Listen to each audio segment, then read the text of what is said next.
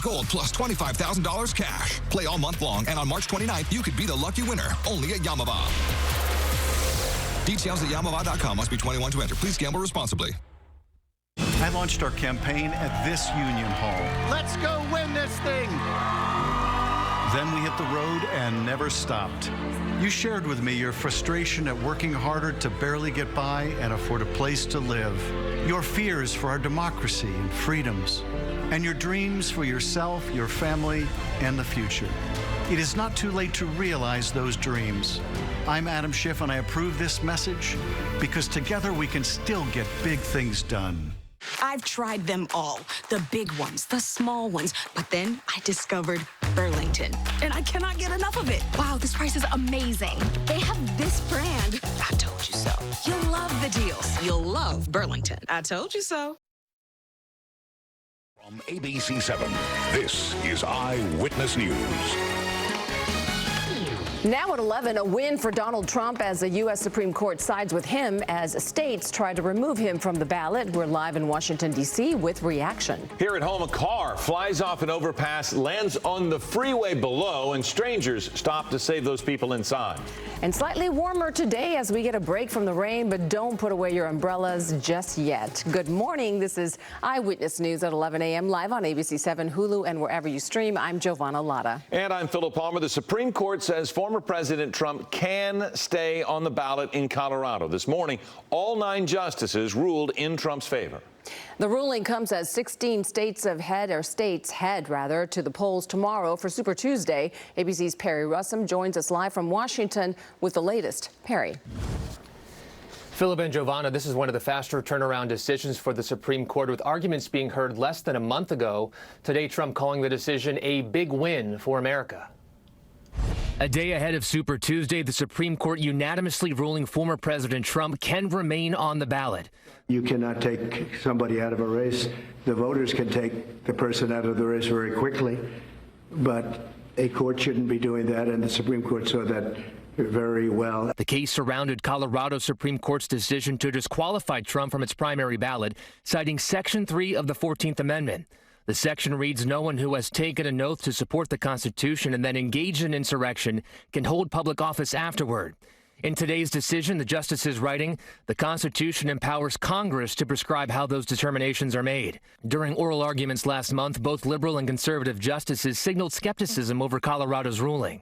I think that the question that you have to confront is why a single state should decide who gets to be president of the United States. It doesn't seem like a state call. Today's ruling has implications nationwide, as the Secretary of State in Maine also disqualified Trump from its ballot, and a judge in Illinois ruled Trump could not be on the ballot there. I don't think there's any way for a state to try to circumvent this ruling. At this point, any action has to be in the hands of Congress, and that's what the court said pretty clearly. Colorado's Secretary of State posting a statement expressing disappointment, adding Colorado should be able to bar oath-breaking insurrections from our ballot.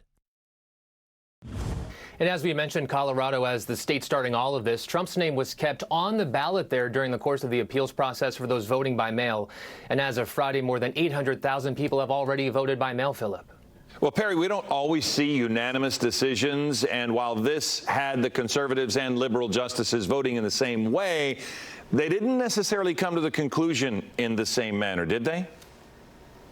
Right. This is a very technical decision here from the Supreme Court, specifically looking at who has the call, whose decision is it for Amendment 14, Section 3. Colorado said it was their decision. The Supreme Court said, no, it is Congress. They did not specifically look at whether or not Trump was a part of the insurrection, but who decides Amendment 14, Section 3, Philip. Okay, Perry, thank you very much. Perry Russum reporting live from D.C.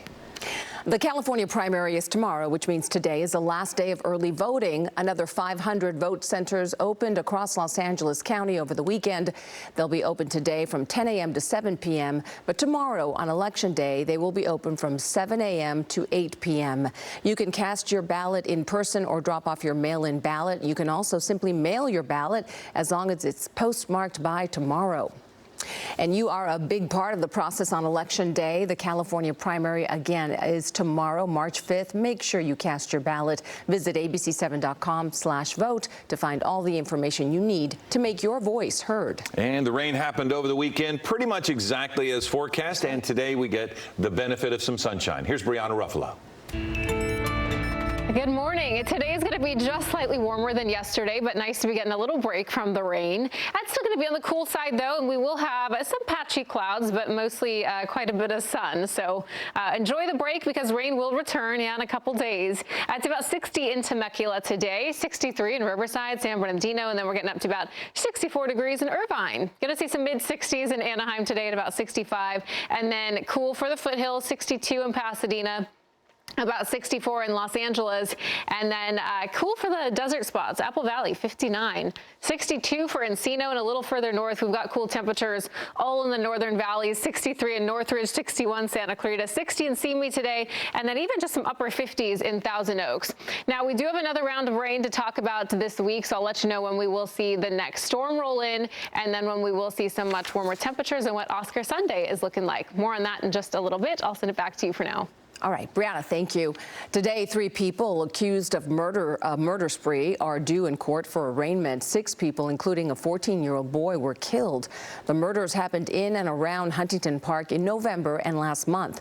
Last Thursday, 2 of the 4 suspects were in court. A 4th suspect, who is 17 years old, has been charged with 4 counts of murder. He was charged in juvenile court. A fiery wreck in Griffith Park, a driver crashing off the Victory overpass and then onto the center divider of the 134 freeway. The car caught fire. Happened just before 11 last night. 2 people were able to get out of the car, a 60 and 65-year-old. I gradually started to see more people stop from the opposite side of the freeway and pull over to the shoulder. There was pickup trucks, there was family cars, everything. Everyone kind of stopped for a moment to try and help. And as the fire got bigger, more and more people started to notice and step out to help. Both were hot.